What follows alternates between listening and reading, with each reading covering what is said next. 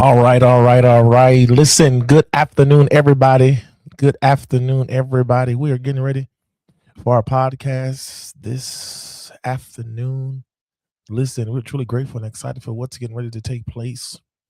Listen, I want everybody to do me a favor. I want you to like, share, comment, subscribe, tell people we're here. Tell people we're here. Denise, good to see you. Oh, it's good to see you, Denise. I love you so very much. Who else is with us today? If you're with us today, I want you to drop your name in the comments. If you are with us today, I want you to drop your name into the comments. I am forever doing something to make sure that we are productive and we're doing what we're doing. I want to say welcome to each and every one of you all. Welcome. Truly, it is. I'm grateful for you all to be with us today. All right, this is our episode number 4 into the D podcast. When I Love You Betrayed Me. This is going to be an amazing. Shayla, what part of Florida? Listen, I am in Orlando, so you're probably family. Welcome. Listen, so we are dealing with When I Love You Betrayed Me. We have been having some phenomenal time dealing with our podcast. Come on, Trinidad, good to see you. Charmaine, good to see you. Oh, there, come on, Brianna, good to see you. My Brianna Johnson is here. Candice is here. Wow, good to see you. Jen, Jen here. Episode 4. What did I miss? You missed last week episode. Last week was real good, Denise. That thing was real good. God bless you, Jessica. Good to see you as well. Anyone else's name I did not call, just want to say hello to you. Listen, this is a family. We're a personal space here, and I'm truly grateful for what the Lord is doing in this hour and in this season. I'm giving myself some volume here. I'm coming to Florida in August. Please let me know. Amen. Let me know. I will cook for you, prepare a meal for you. I will make sure you get the playback. Stay here for this one.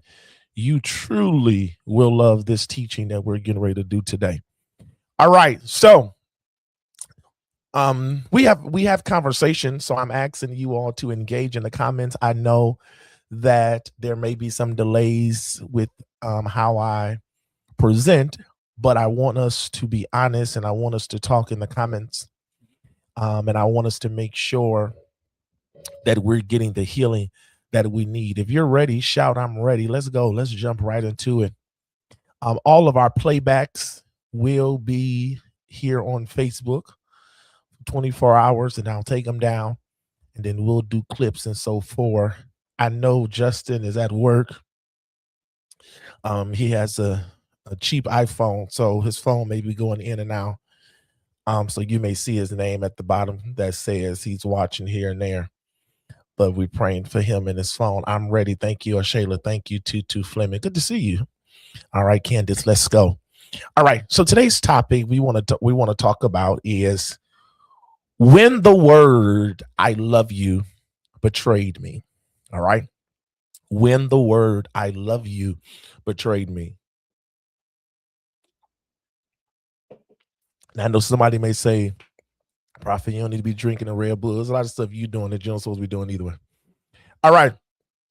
So we want to have a conversation, and this conversation is going to make a few people uncomfortable.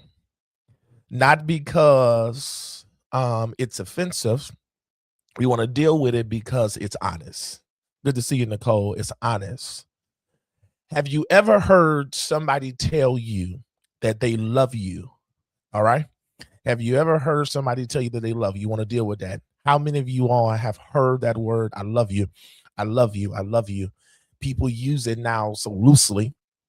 But how often do you hear that word? Tammy, wow, it's so good to see you. I miss you. I haven't seen you in a very long time. But how many of you all have heard that word, I love you? And then later you realize that it was those words, watch this, that became attached to some of the greatest pain you've ever experienced. Think about that. after that person told you that they love you, or after you experienced that love, how many of you can say those words became attached to some great pain and some rejection, excuse me, and abandonment that I've ever experienced in my life? To the point to where, Maurice, good to see you. I really don't want you to love me.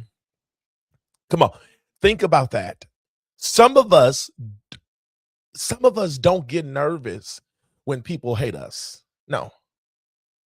If truth be told, we get nervous when they love us, Simone. Because if we're honest, and do y'all mind if I just sit back and just chill for a minute, because this is a good space, and I know that lower third is a little too high. I'll fix it next week. But I want to say this: hate is predictable. Jen, hate is very predictable. But love is where we've been wounded. All right. And before somebody comment and say, no, not me, no, I don't experience that. You know, I fell in love with my high school sweetheart. He's the love of my life. That's cool, but slow down. Because if truth be told, and if you are honest, some of us become experts at surviving. Come on, you've become a professional at this thing of hiding the pain.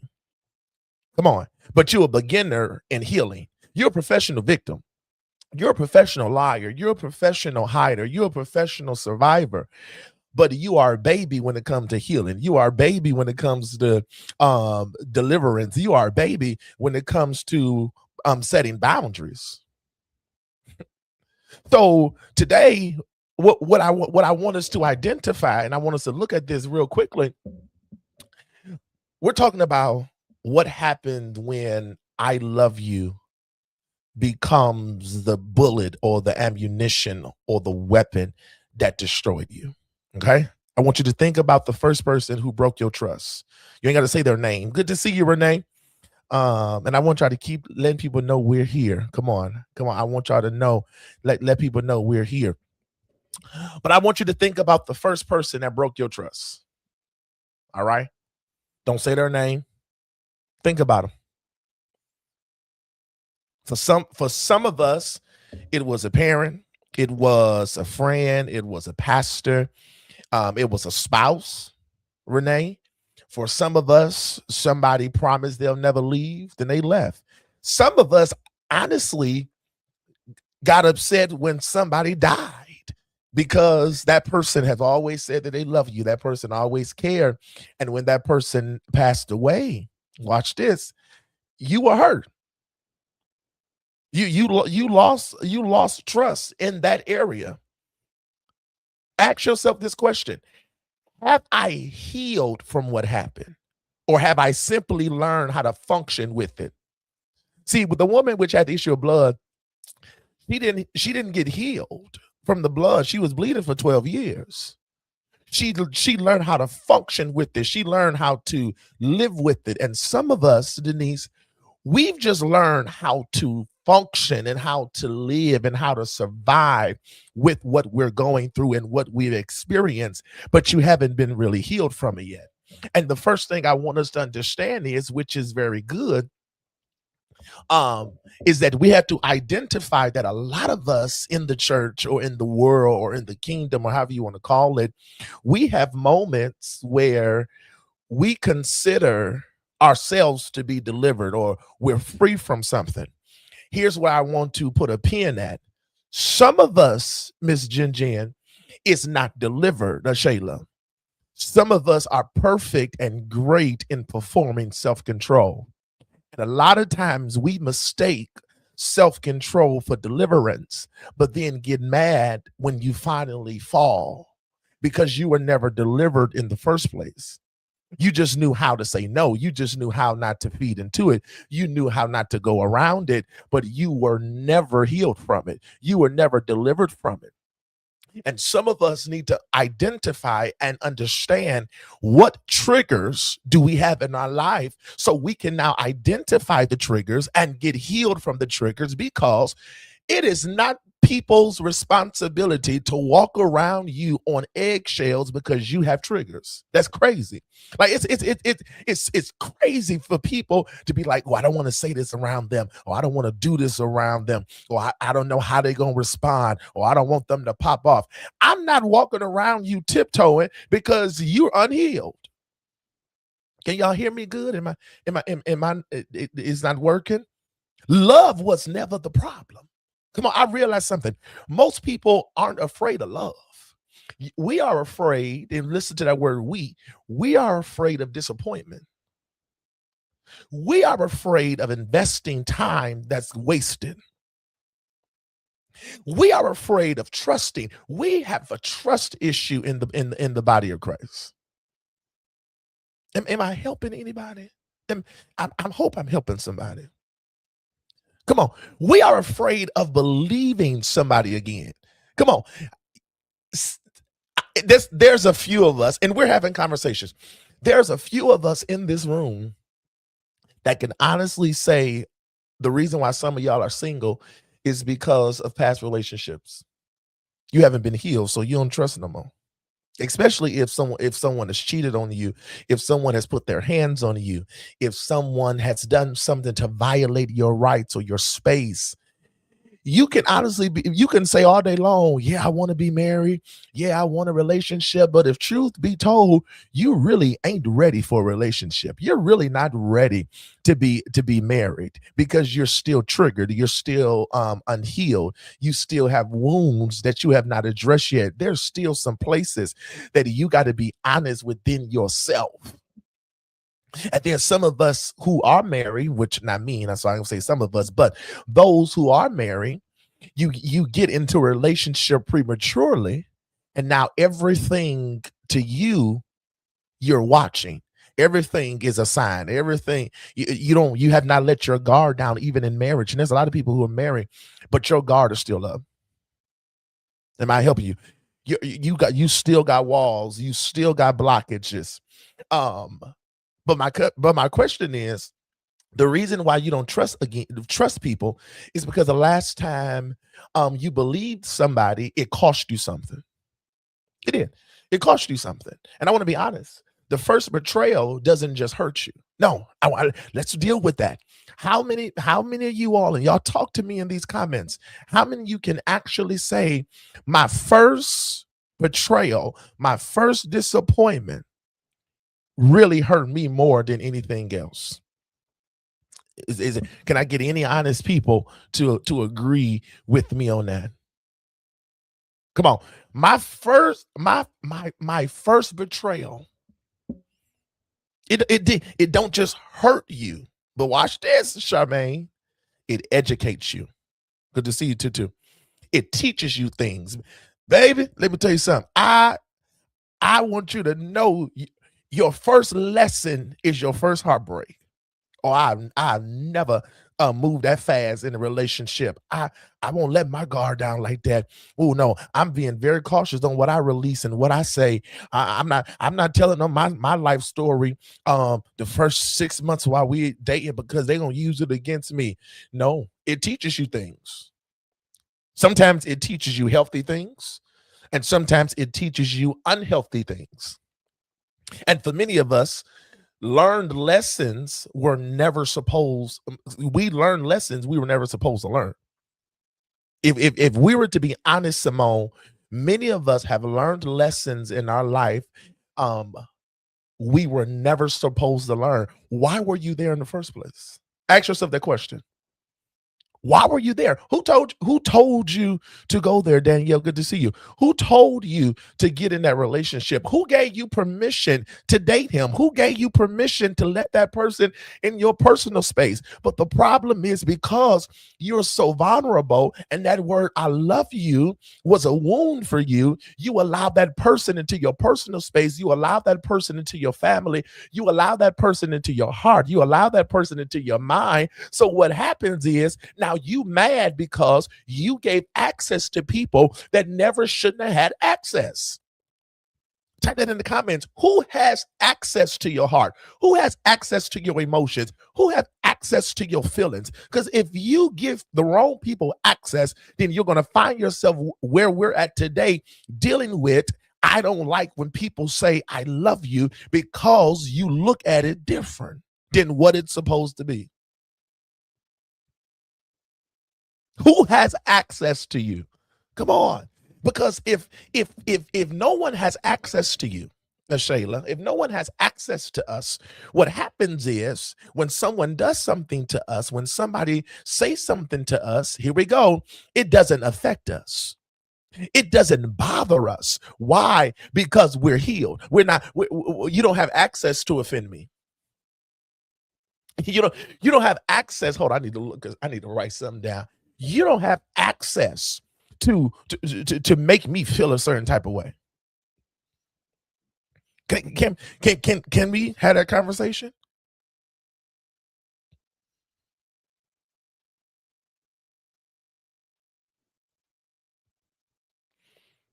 But yeah, so I want you to take a moment. I'm sorry. I want you to take a moment and I want you to think about that. When people have access to you, all right? When people have access to your heart, it's easy for you to feel away, right? It's easy for you to, Danielle, it's easy for you to get offended. It's easy for you to identify what you attract. You and my teaching, Shayla. I like you. Come on. You attract certain individuals. Why? Because they see you in a different way, and you're trying. So let's start off. So you want to know why I keep attracting these type of people? Because they see that you're vulnerable. They see that you're not healed. They know that you have wounds and you have scars and you have abandonment and rejection, and you're dealing with this and you're dealing with identity problems. They know that. They see that. So they prey on you. They listen, they've been spotting you out. You gave them access, and then you told them too much. You gave them too much information too soon. You revealed too much to them too soon. Who are you attached to that can hurt you? Who are you attached to that'll make you quit and throw in the towel? And if you got somebody that's connected to you like that, then you need to check that connection. Because should nobody have access to you that bad to make you want to unalive yourself or make you want to just throw your hands? Who are you attached to that drains you every time you get on the phone with them or you talk to them? No, but here's my question. Have you checked you? Who are you attached to, Denise, that won't let your business prosper? You want to know the answer, Kendra? Who are you attached to that won't let you successfully move in the area of your life that you want to move into? Justin, who are you attached to that won't let you believe that you're chosen to do the work that God called you to do in the marketplace and outside the marketplace? Shayla, who are attached to you that won't let you live your fullness and prosper? And Shayla, get you out of the overthinking mind. Can I give y'all the answer? I got the answer, Nicole. The answer is you are tied to you. You are tied to you. You are attached to you.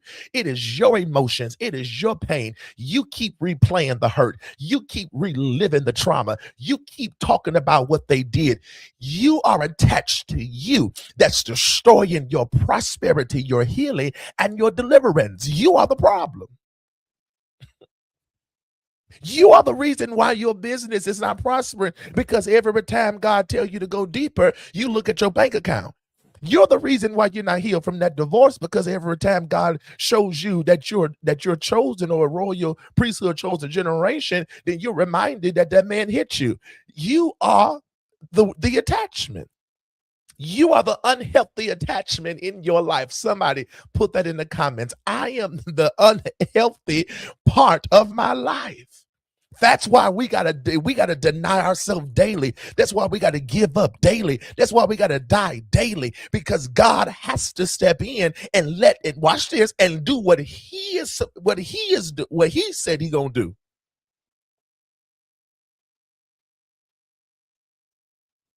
Don't be vulnerable.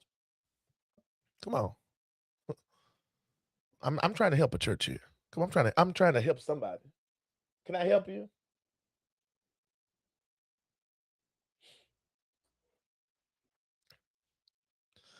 I had to ask myself a question, Simone. Good to see you.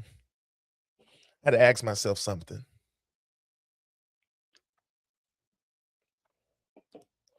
When I went through some pain, some hurt, my question I asked myself was I protecting myself? Was I protecting my heart? These are questions I had to ask me. I'm like, or was I imprisoning it? Was I protecting myself? Or was I just imprisoned it, Shaka? Because there's a difference. Protection has a exit strategy. All right. I hope you are taking notes. Protection, there is an exit plan. Prisons don't have an exit plan. My question is, were you protecting yourself or was you imprisoning yourself? You got to ask yourself those questions because it'll help you in the long run. It'll help you identify the wounds and the places in your life that needs total healing. Some of us, we built walls years ago, and now we've forgotten where the doors are. Because we've built so many walls and so many doors, and so many walls in our life, and we call it guarded.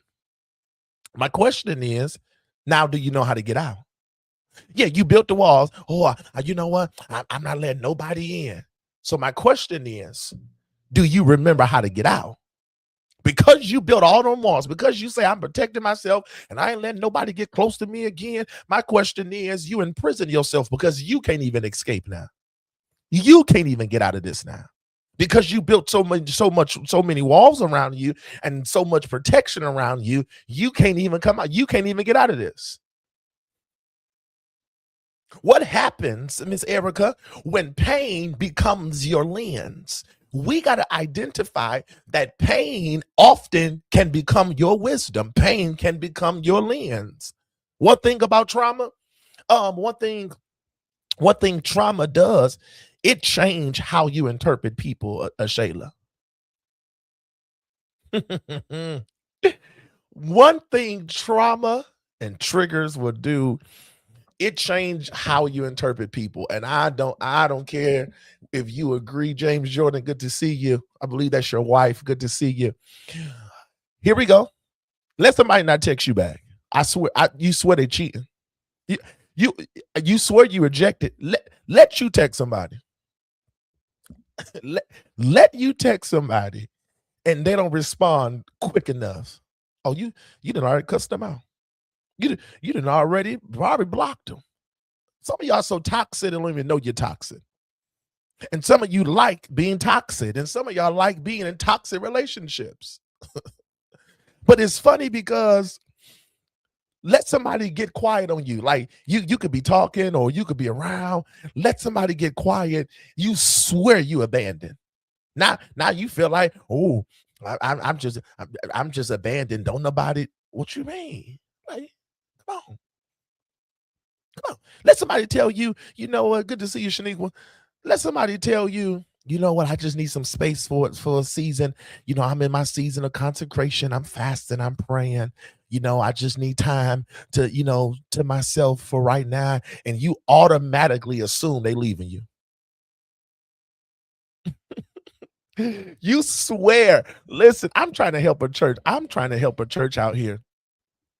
When I tell you, you assume they're leaving. Not because they're leaving, but because your history taught you to expect loss. That's the problem. They're not going anywhere.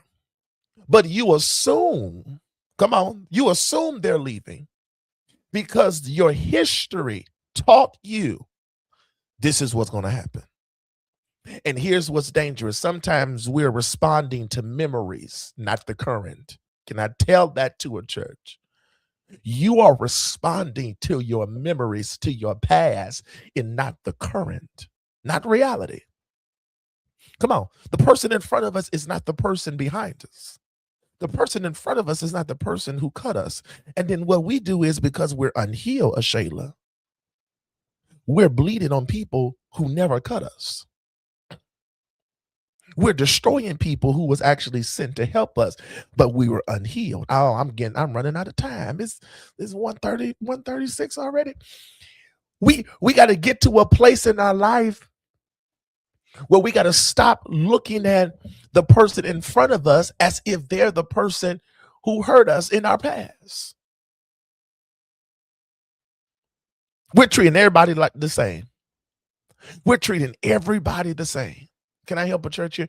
Everybody is treated the same. Hold on, let's see if I could do this. I die.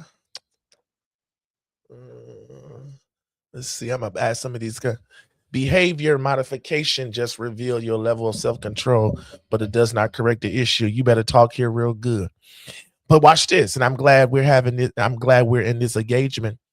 What we have to understand, even with that, Shayla, and I want you, and I want us to hear what she said, which is good. Behavior modification. Look. I love her choice of words. Behavior modification. That's it. Just because you shifted that does not mean that you got healed. Does not mean that that situation has changed. No, that's not what that means.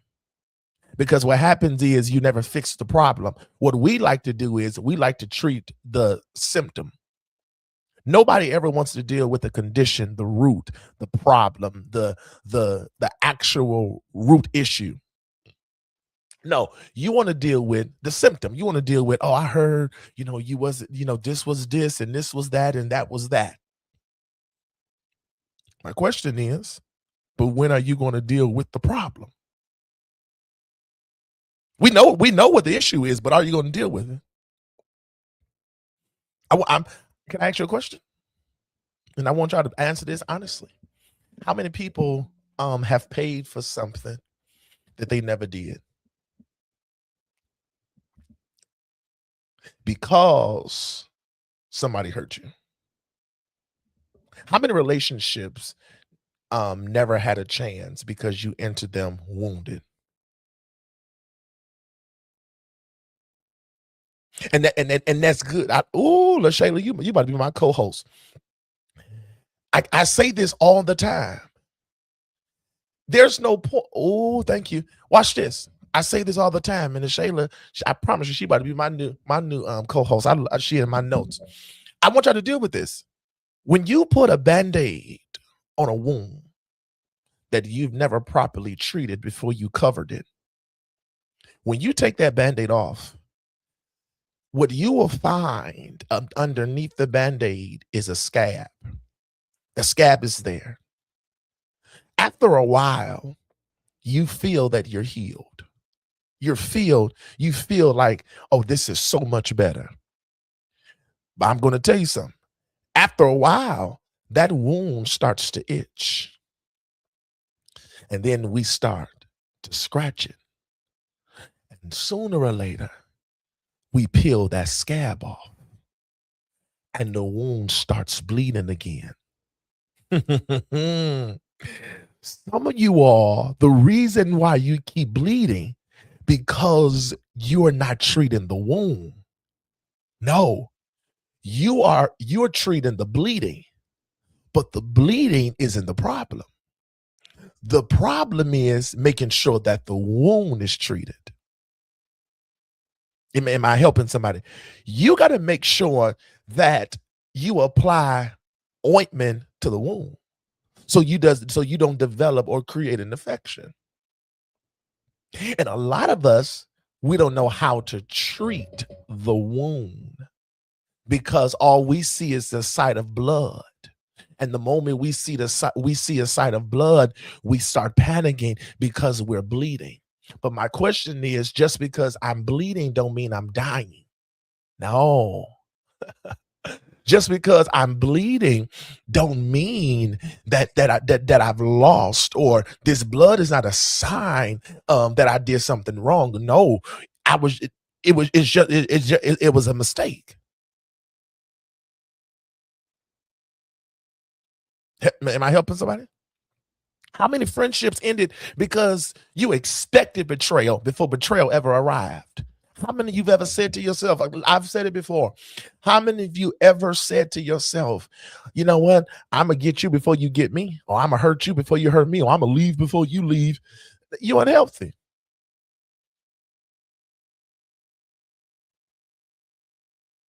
Now, this is where it gets uncomfortable, because we got to deal with the betrayal actually did happen. We got to deal with the abuse actually happened. Good to see you, Kendra. You got to deal with the abandonment actually happened. All right. The rejection happened. You got to deal with it. And then the question then changed. The question then becomes, who have I become because of what happened? Now let's deal with the enemy you never saw was you. Who have you become since your last wound, since your last hurt, since your last trauma? Have you become controlling? Can I help a church? Have you become controlling? Defensive?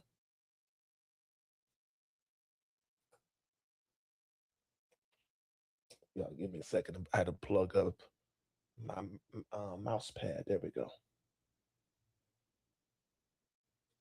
Perfect. Yeah. So have you become defensive? Have you become suspicious? You're suspicious of everything. Have you become manipulative? Who I want y'all to I want y'all to, let's talk. This is come on, this is a safe space. This is what we're here for.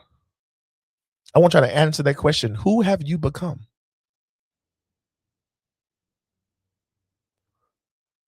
Are you a person who always expect the worst?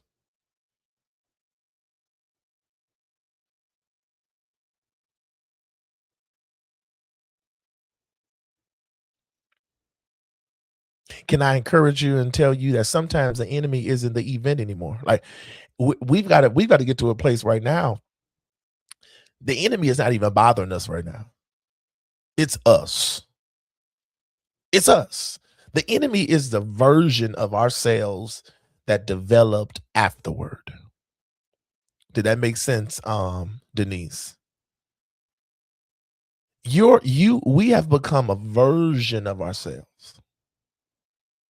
after the wound, after the problem, after the pain.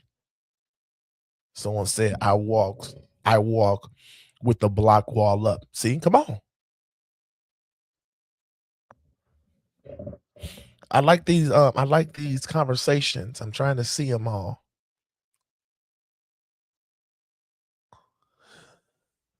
But one of the hardest truths I ever had to accept was this.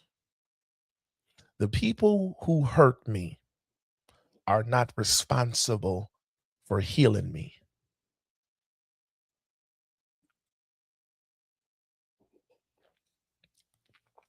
Can I say that again for the people in the balcony? Y'all got to stop expecting the people who hurt you to be the ones to heal you. The people who hurt me are not responsible for my healing. Denise said, I hold my head down, so maybe I'm not noticed. Come on. See, I'm guarded. There we go. This is good. This is the part of the podcast that we got to deal with. So then watch this. I want to say this, and I want nobody to feel like I'm being mean. But sometimes you got to forgive people even without the apology. Sometimes people aren't going to apologize. There are just some people that are not going to tell you that they're sorry. You're waiting for an apology. Lawana, good to see you. You're waiting on an apology from that person that you will never get. You're waiting for them to understand. You're waiting for them to tell you, you know what, I get it, or I understand, or I know how you feel. They're not going to. If you're waiting for them to make it right. Like, listen, come on. You're waiting for them to really identify, like, you know what? I see your point, and yeah, I did hurt you. Yeah, I did sabotage you. Yeah, I did lie on you. They're not going to. Healing begins when I take responsibility for my recovery. I'm not responsible for the surgery. I'm not responsible for the wound. I'm responsible for how I recover. For drinking, good to see you.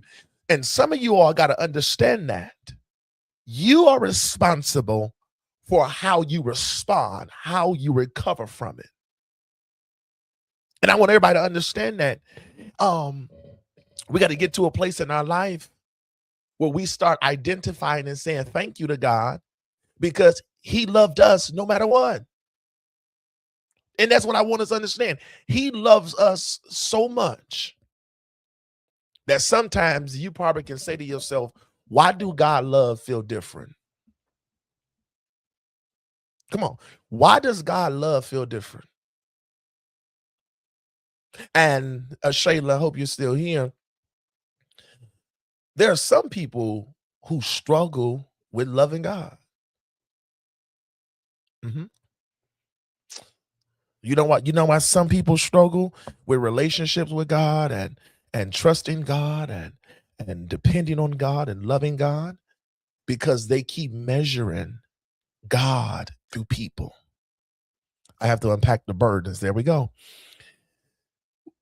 We keep measuring who God is through people. You feel like God going to leave you because people left. You feel like God is going to lie because people lied, but God remained faithful. God stayed through it all. God, can I tell you, God made it possible for you to be where you at today. People broke promises, but you think God is going to break his, but God is not a promise breaker. God keeps his promises. God will never lie. Sometimes God has to spend years convincing us that he's not like the person who hurt us. Yes, we're all God's children. That's our father. But do you blame the father for what the siblings do? No. He didn't raise us like that. He didn't train us like that. Can I tell us? Can I tell y'all a story without y'all judging me? Y'all ready? Because I'm gonna tell a story. Tell me if y'all want to hear my story. It's a place of healing.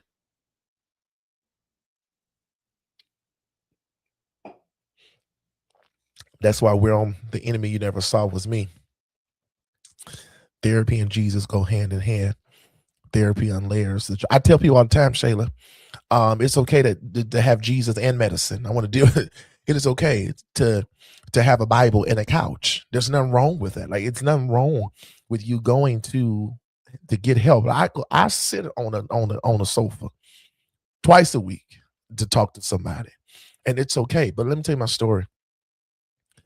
The reason why I'm able to do this podcast is because this podcast deals with me, Raheem Jabari Warren, as a person. It deals with me. And I was not able to share none of this until I got to a place of healing. I want to share this story with you all real quickly. The reason why I got to this episode when the words "I love you" betrayed me. Here we go. I had to ask myself, who taught me what love was? That was a question I asked myself, LaJessica. Who taught me what love was? When I was a kid, I was 5, let me see, about 8. excuse me, 8, yep, 8, 9, 10, 11, 12, 13. Yep, up until the age 13. So from the age 8 all the way up to the good to see you, Shalonda. From the age 8 all the way to the age 13, I was sexually abused. I was violated by a parent. Um, and my father, one of the things while I was being violated, we'll use that word, sexually abused, we'll use that word, he kept whispering in my ear, I love you. Kept every time he would violate, he kept saying, I love you. So to me, I grew up thinking that love hurts. So when people used to say, I love you, I'm waiting for you to hurt me because that's all I knew. To me, love hurt because the first person who told me they loved me, it hurt. So when people used to say, for God so loved the world and God is love and we're supposed to love God and he's a loving God. And I said, I don't think I want to deal with God on that level, because if y'all say he's love and then the only thing I know love does is hurt, I don't want to deal with that. I probably don't want to have a relationship with God because it hurts. So I started blaming myself. I started saying, well, you know what? It's my fault that happened to me because I should have said something, or I should not have sat on my father's lap, or I now turned around and I now blamed me. I blamed me for the actions of that. I blamed myself for the wound. I blamed myself for the pain. So once I got a teenager, watch this. And when I got into maybe 21, I never used to use the word I love you. When someone used to say to me, I love you or love you, I would say, I got you. Or I say, mm-hmm. I never used to use the word I love you. I never said I love you, because what I remember love did to me, I'm like, no, I don't want to do that to people. Am I helping anybody? I know somebody like, oh, that's too deep. No, this is why we're here. It's my story. All right. It's my story. So what happened is, even growing up, when I used to get tired of going through what I went through, I went to the church. I had a pastor when I was young. And I was serving, and I asked my pastor, I said, Pastor, this is what I'm going through, and this is what I'm feeling, and I feel this way, and I feel weird. And I trusted my pastor because that's what they told us to do. Renee, that's what they told us to do, Kendra. So I trusted my pastor. A year later, my pastor violated me. And when my pastor violated me, while he violated me, Amanda, he said he loves me. So now I'm confused, Shaniqua, because I'm like, if my father did it, and then I'm a pastor did it, then maybe this is what love is. So finally, God said, right, that's not what love is. And then I had a conversation with God. I'm like, well, explain to me what love is, and why did you let love hurt if you're God? These are my conversations I'm having with God. I'm sitting here like, don't talk to me now. I'm like, if this was not your plan, if this was not what love was supposed to do, then why'd you let me go through it? Like that. So now I'm getting ready to go off on God, because I'm like, you could have been stopped this. You let me experience this from the age 8 years old up until I was 21. You could have came to me. I got married unhealed. I got married with wounds. And every time my wife would say she loved me, I get defensive. I had triggers, Shayla. I had triggers, Denise. I didn't like people to hug me from behind. That's where my offender came from. From they grabbed me from behind. I don't like hugs from behind. Do not hug me from behind. Those were wounds, and I was holding everybody accountable for those wounds that I did not heal. I didn't like people. I didn't like people to touch my head. I did not like people to touch my leg. I was wounded. I wasn't healed. So God was like, hey, that's not what love is, right? I'm like, so if that's not what love is, why did you let it happen? He says, so I let it happen because I have to teach you what love is. That don't make sense. So you let me get wounded, or you let me get hurt to teach me what true love or true deliverance or what true is? He said, yeah. Because if you never understood the pain of love, then you'll never understand the power of love. I said, that don't make sense. He said, yeah. He said, the pain of love caused my son to die. But also, the power of love caused my son to live. I said, God, that ain't making sense. He said, yes, it is.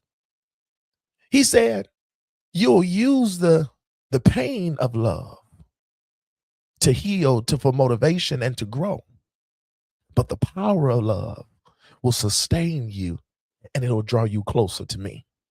Some of us have to identify who hurt me, who taught me what love was, and did I forgive them?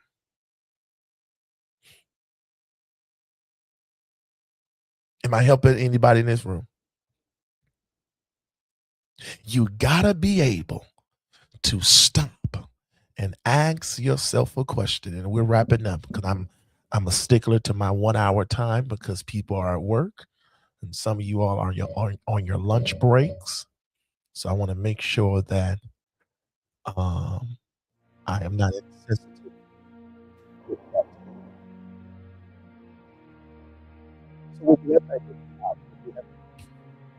And I'm getting out of here. We got to be able to identify, are we really healed? Ask yourself that question. Am I healed? Have I healed? Have I grieved? In all honesty, I don't think I was ever taught what love is. That's it. And I'm glad that we're honest in this room. This is what this room is for. We're honest in here. Because my question is, if you were never taught what love is or what love was or who love is, then how can you love? If you were never properly trained on how to love, because sometimes people got to be very careful with this. Oh, well, if you're sent to me or you're connected to me, then I shouldn't have to teach you how to love me. That's a lie. No, I don't know you. So it's okay for you to teach me how to love you. It's okay for you to say, oh no, I don't like that. This is what I like. This is what I desire. Y'all are holding y'all spouses or y'all relationships accountable because you expect this person to know what affection is or what intimacy is. No, that's not correct. Because how do this person know what affection or intimacy is, or what love is, or how to love you? Or because we are holding people accountable for things that they just don't know.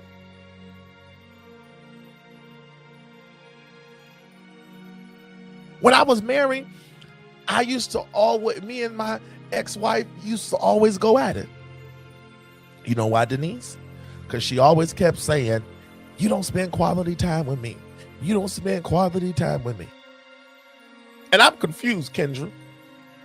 Because to me, we're in the same room. She on the couch. I'm in my little lazy boy kicked up with my computer. She's watching her program. I'm doing some work. To me, that's spending time. We're in the same room. We're in the same company. That's my quality time. Her quality time, no, you get on the couch and, let's cuddle, or let's be close to each other, or let's hold hands.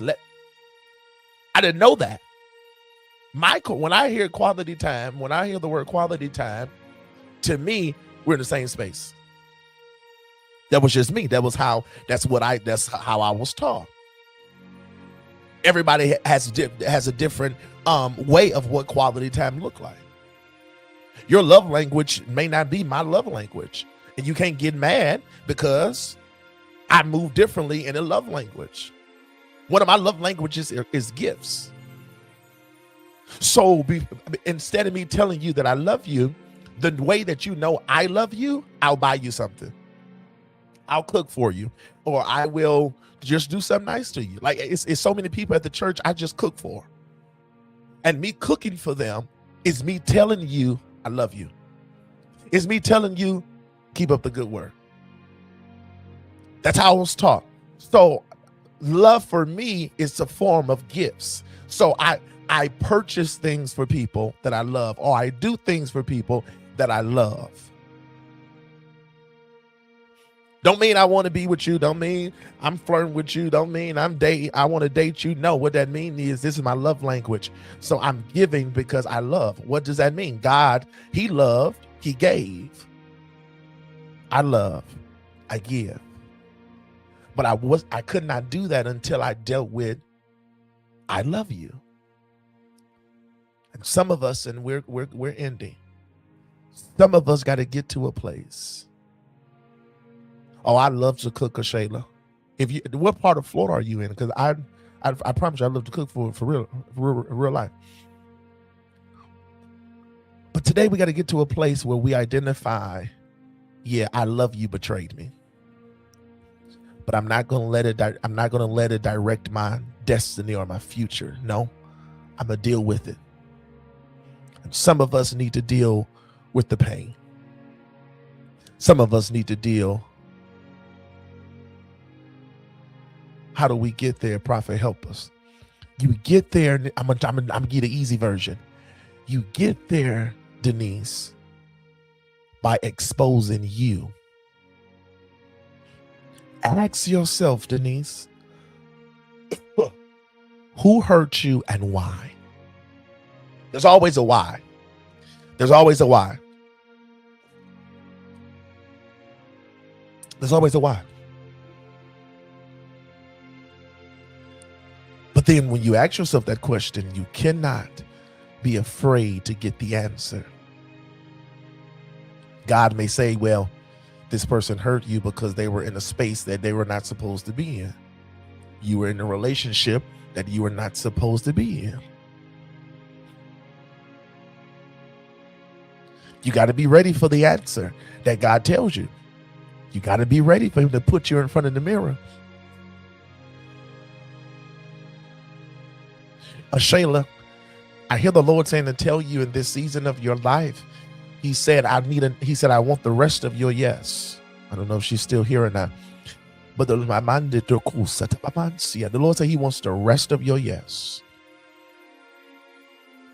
This next yes that you give God is getting ready to unlock the door of your prophetic ministry, your prayer ministry, your author business, yes, Lord, your doors of healing and prosperity.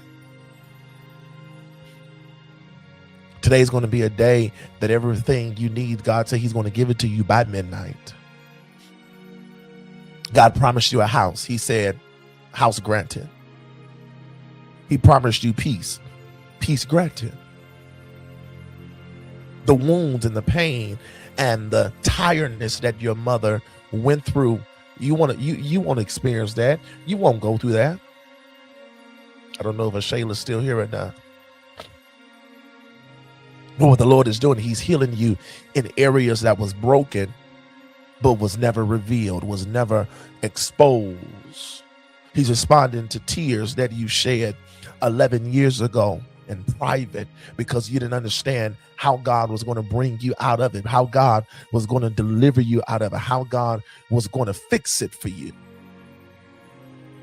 But he's fixing it today. He's fixing rejection and wounds and pain and people who mishandled you, who dropped you, who played with your heart, who looked at you and thought that you were a joke. No, God is getting ready to deal with every person in your life, Shayla, that has caused a wound but never offered an apology.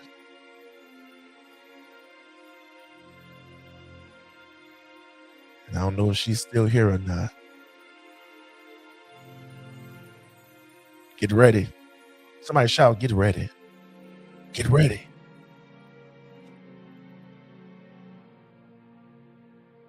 Yeah. Leave that alone until I get to TikTok. My God, today, I feel you in this room, Lord. Frederica, every crooked path, God is about to make straight.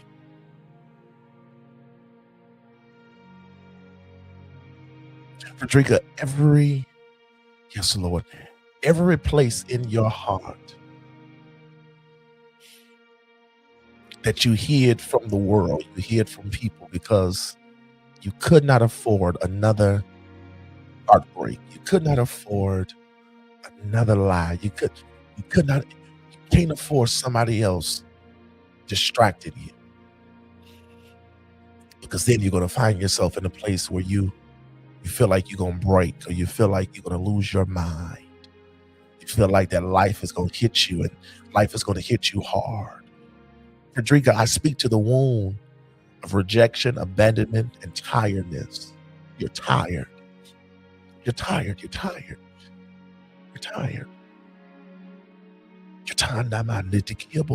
You're tired.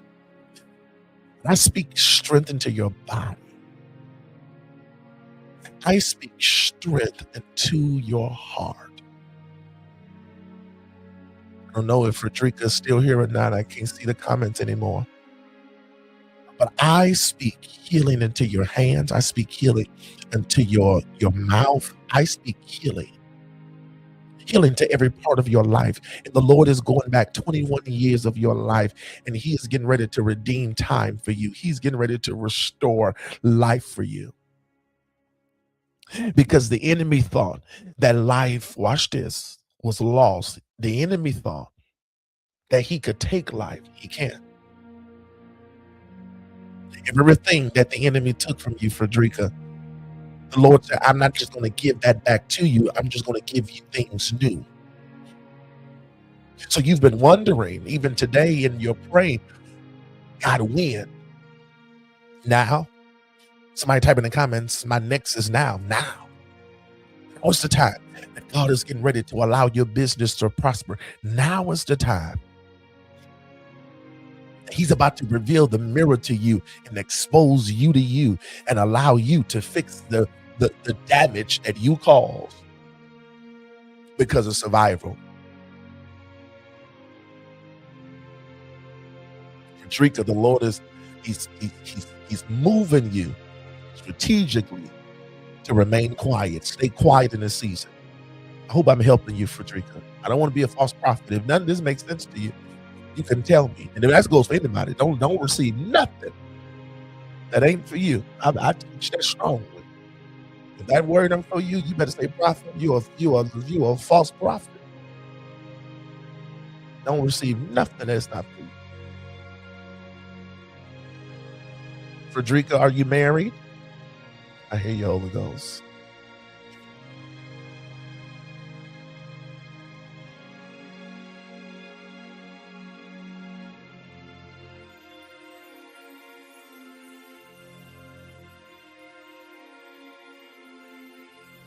See if she's responding.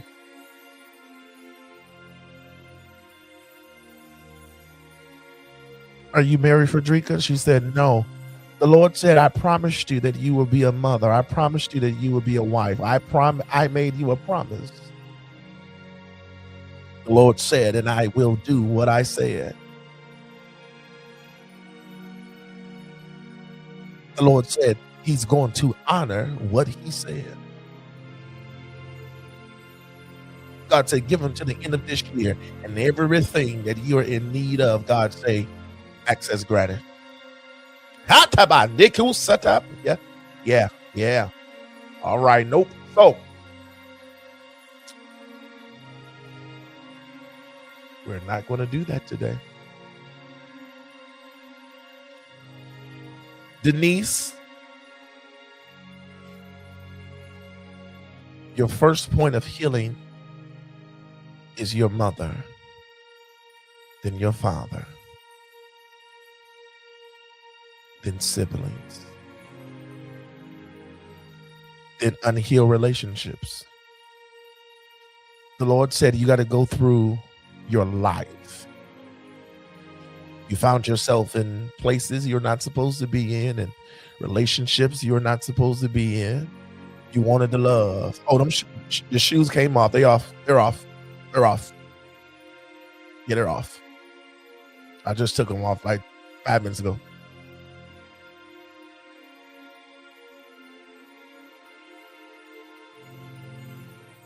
Denise, the Lord said you cannot quit your business, no matter how slow it may be at times. God said you're still in your production season. You're still in your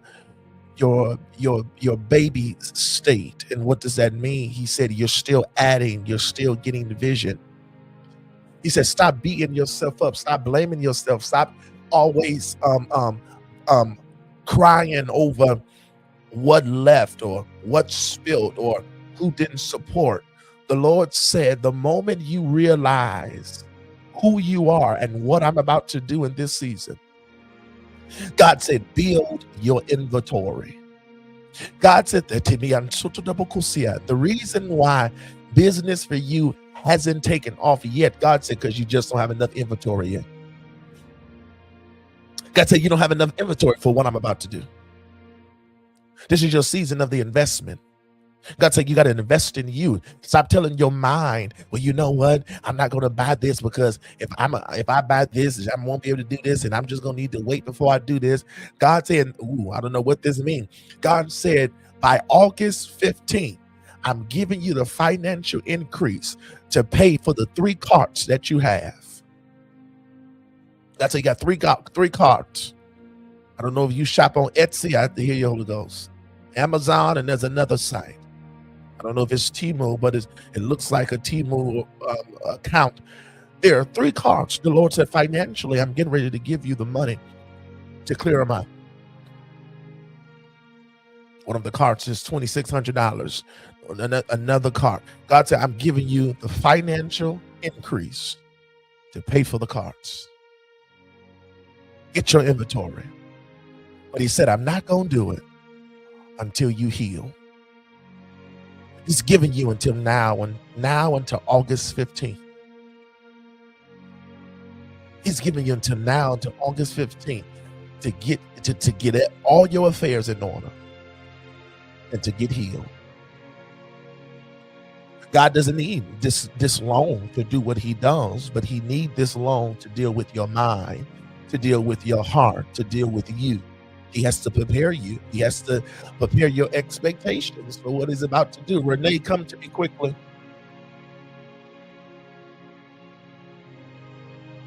James Jordan, come to me quickly.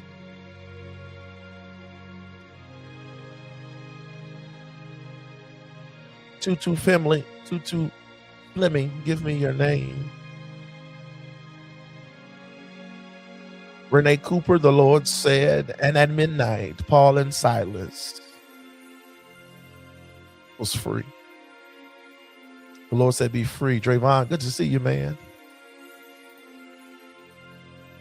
Paul and Silas was free. Drayvon, stay with me for 2 minutes, please. Paul and Silas was free. Renee, God said at midnight, I'm making you free. Free in your heart, free in relationships, free in your ministry, free in your business, free for marriage, free. The Lord said free. Renee Cooper, you're going to make a sacrifice that's going to set you up for this next door and this next promise that God has for you. The Lord is getting rid of the old things. These old things are passing away. These old things are moving. God is he's getting rid of the old. He's removing the old. You would not remember who hurt you. You won't remember the pain. You won't even see the door. You're forgetting those things that's behind you. Yeah. The rejection has to come down. Low self-esteem, Renee, has to come down. You are powerful. You are strong. You are mighty. You are who God's called you to be. And so you're who God called you to be. But you got to believe that God is using you in this season. But everybody can't be connected. Everybody can't feed you. Everybody cannot deposit. Everybody cannot pour. He's healing you. Oh, he's healing you. When you're ready for me to tell you what that sacrifice is, Renee, because you're going to scratch your head, just say, I'm ready. Drayvon, the Lord said to tell you, oh, I'm going to go to Tiara real quickly because Tiara, she'd be so busy. Tiara, the Lord said, the Lord said to tell you in this next season, he's going to replace what left. Yeah. Every hidden request, every silent petition, every cry that you shed in private, Tiara, the Lord said, by this time next week, that's all I heard. He said, by this time next week, be prepared to be found. Be prepared to be restored. Be prepared. Be prepared. All right? Be prepared. This is your season of preparation. Be prepared. It's getting ready to hit you so fast. Every time you open your mouth, a new miracle gonna come. Every time you pray, a new door gonna open. God said to tell you, keep praying for your parents. They're in a season where they're trying to remain focused, but they're tired. And they feel like they're not hearing God clearly in some areas or some situations. But God say, you are the mouthpiece. You are the mouthpiece for your household, for your family.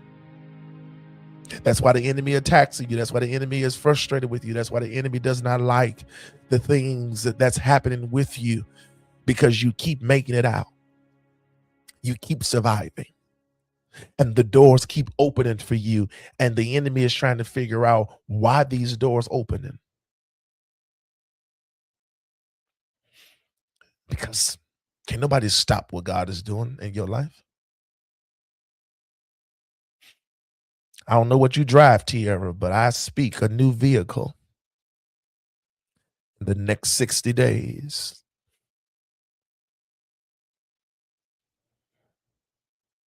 Drayvon, I wanted to say this to you. It's very easy, Pastor.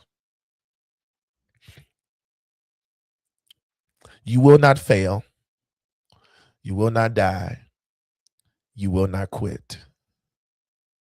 God is honoring the prayers of your mother. God's hand is on your life, but you have to be serious in this season about every intention and everything you need God to do. You cannot be afraid to trust God in areas of your life that feels scary. At the risk of looking like a fool, Pastor Drayvon, the Lord said, obey him. You will not do church like the past. You will not do ministry like what you saw. You will not pastor the way they used to do it. God said you have to, yes, Lord, use your own identity. Do it your way, the way that God gave you to do it. He said, then I'll add the increase. He said, then I'll send in the help. He said, I'll open the doors. He said, but do it my way. The pain of your father that you've not expressed to people, he said, I'm healing. People who walked away and left, I'm healing. I see your grandmother sitting in a chair, praying and just talking to God, covering her bloodline, covering her family. The Lord said that it's in his will. It's in his will. You too, I don't know what you drive, but I hear the Lord saying keys, keys. And I prophesy keys to everybody in this room. All I hear is God say keys. Keys to your new office, keys to your new building, keys to new relationship, keys to promises. God said, I'm giving keys to new homes, keys to new vehicles, keys, keys. See keys. Somebody shout, I see keys. God is releasing keys.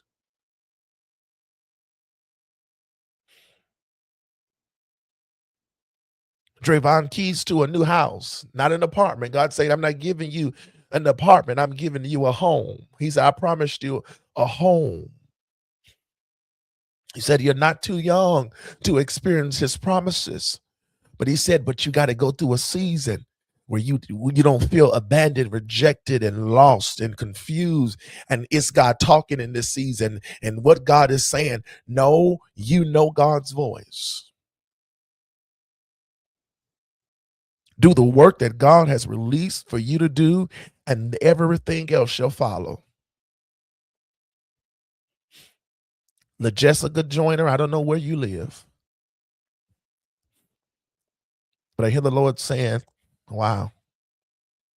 I hear the Lord saying that there was a mix-up with an agency company who was supposed to find placement for you. Don't know if this makes sense or not, but there was an agency that was supposed to find placement for you. And they didn't, and they could not find the placement in enough time. The Lord said to tell you that instead of an apartment, that they're getting ready to give you this home, brand new house, brand new house, brand new house. And I see a government agency who was supposed to assist you with rent or helping you get into the apartment with your first month. I mean, into this place, your first month or your last month. Like I see assistance. And I'm not saying this to put you out there, but I hear you, Holy Ghost. The Lord said to tell you that you're going to get a letter. And the letter is going to tell you that, number one, the agency overpaid for your last place that you were in. They're going to go back 12 months and release the check to you for the difference that you need. Then the Lord said that you're going to receive another letter in the mail. Also, keep checking your email. God say, and they're going to tell you that this home that you have right now, that home that they have for you now is going to be released into you by this time next month. And whatever the agency and whatever, yes, Lord, this company does, they usually don't allow people to live with you. I want to tell you that the house that God is getting ready to give you will be enough for you and your mother. God said it will be enough room in this season for anybody that you want to take care of, because you made a request to God, and you asked God, Lord, just give me enough so my family can be okay. The Lord said he's honoring your request. I'm on section 8. All right, I hear you, Holy Ghost.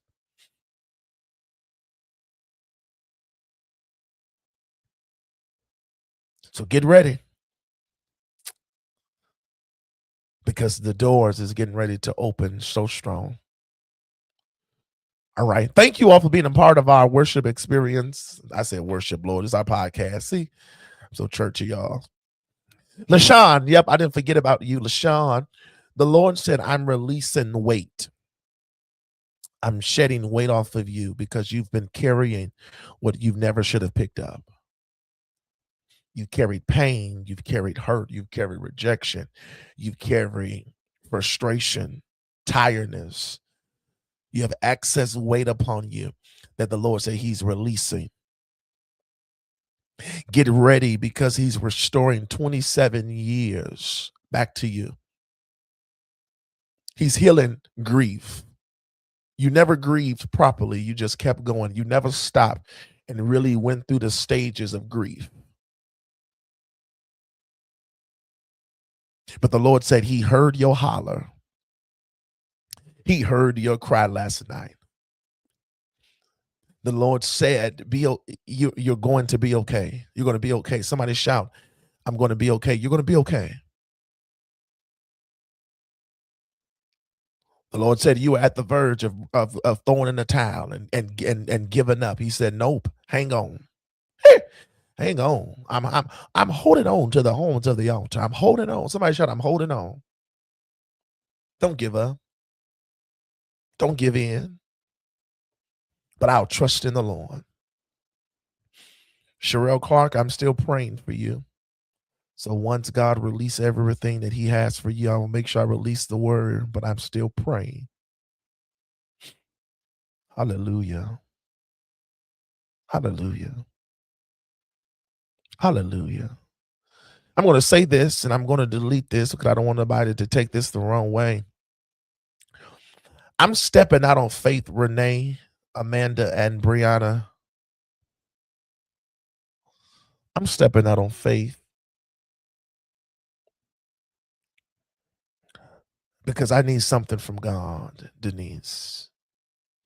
I'm not telling nobody to do this, but I'm doing it. I'm going to sacrifice a seed today of 444.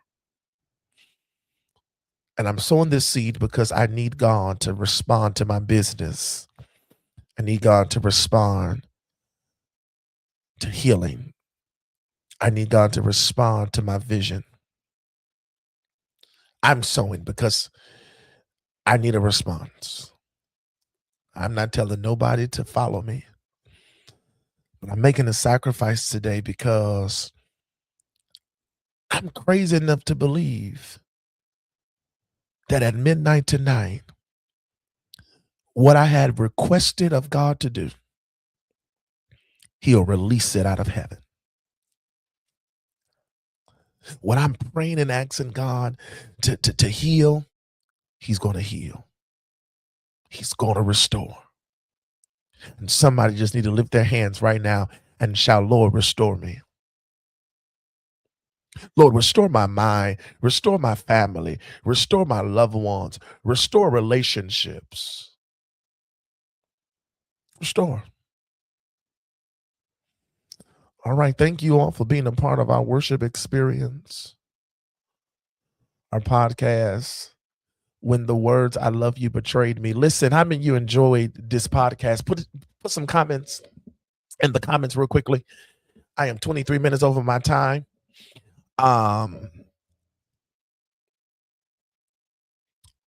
No,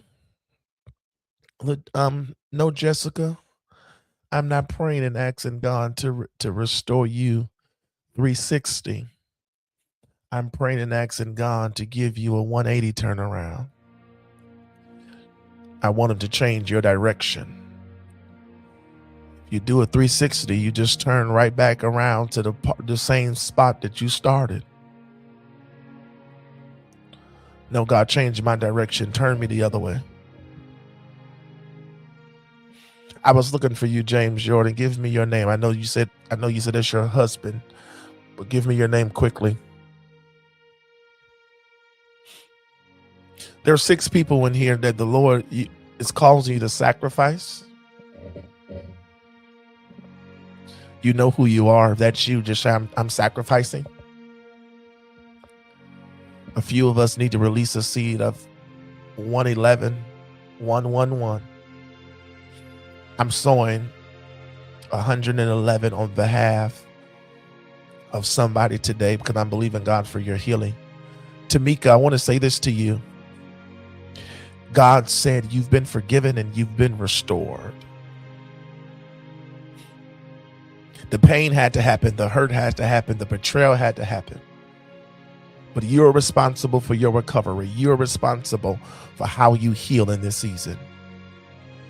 Cut the excess off. The Lord also said to tell you that he's getting ready to do a strong transformation within your husband. God said, keep on holding, because what you don't understand is that God's hand is upon your life, your household life, your family's life. God's hand is on your finances. His hand is on your memory, your mind, your heart, your emotions, the hand of God. He said, I have her in my hand. So you be encouraged, all right? You be encouraged. Be encouraged. All right. Did y'all enjoy this? We gotta go. Thank you all for being a part. Thank you all for being a part. Thank you all for being a part. Everyone who sacrificed, I bless God for you. I do want to write your name on an envelope. So if you made a sacrifice today, just give me your name quickly. If you've sown, give me your name quickly. I want to write your name on an envelope. If you are my TikTok followers, we will be live on TikTok at 6 o'clock tonight. We will be live tonight, 6 o'clock. We're going in our prophetic room. So if you are one of my TikTok followers, please follow us on TikTok. And we will make sure we're here tonight. You have a good day, Brianna. Prophetess Nitra, good to see you. Renee, I want to see you tonight as well on TikTok, 6 o'clock. I'll be sewing. Thank you, Denise. I got your name down. Emma Dallas, thank you. I love you so much. Renee Cooper, can I tell you something that you're probably going to laugh? I will definitely be on after my meeting. All right, blessings to you. Renee Smith, blessings to you. Blessings to you. All right. I will be, don't forget, we are in our 40 days of prayer. How many of you have been joining our 4 a.m. prayer? Our 4 a.m. prayer, our 4 a.m. prayer. Renee Cooper, I'm going to tell you what I just heard God say. You're going to follow me in my sacrifice. I don't know what's significant about 444, but you're going to follow me in my sacrifice. And God said a sacrifice is something that hurts, but it's something that protects. So I heard that clear. Listen, how many of you all have been enjoying our 4 a.m. prayer? Listen, we are in prayer. Let me see if I have the instructions up here, or they may be on. Yep, I sure do. We are in our 4 a.m. prayer every morning at 4 a.m.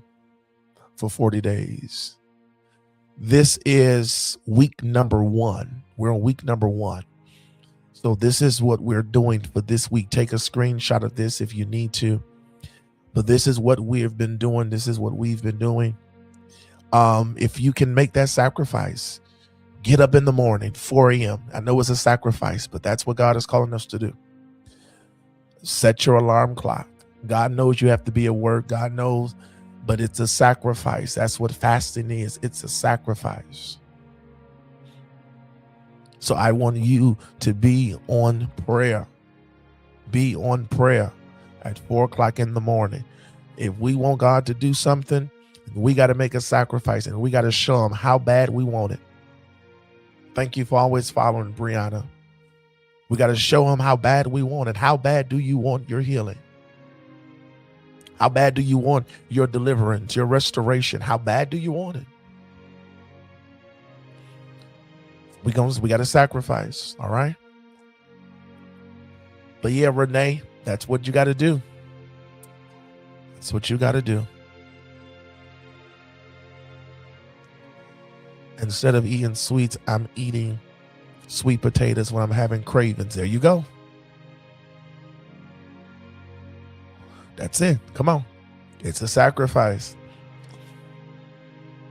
So I love each and every one of you all. Thank you. We'll be back tomorrow morning.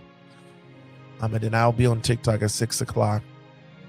Prophetess Nitra, I want to say this to you real quickly. God said he has not forgotten about you. It looks like he's moving slow, or it may look like that he's doing the total opposite of what you requested. He said, no, you're right on schedule. God said, I'm going to give you everything that has your name on it. God said, I'm not, you know, God said he will not allow you to get and lose. He said, no, I'm going to allow you to get and grow. Get and grow. Everything that comes into your possession for these next 90 days, God said it will prosper. Because of the sacrifice of your mom, the Lord said, I gotta honor your sacrifice. The Lord said, if I responded and if I did it for your mother, he said, best believe I'm going to do it for you. And I don't know. I don't know. But I also even hear the Lord saying, this is where your ministry is going to go deeper and deeper.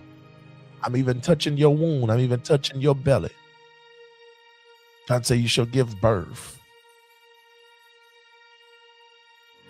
What you lost over the last 6 years, God's about to give it to you in 60 days. He said, go to the dealership tomorrow morning. There's a truck that I'm going to give you because of your sacrifice. He said, don't worry about the financial part of it, because I'm going to perform a miracle. Don't worry about the credit. I'm going to perform a miracle. He said, I'm giving you a truck because yes, Lord, in this season, I'm giving you access to go where people cannot go. All right.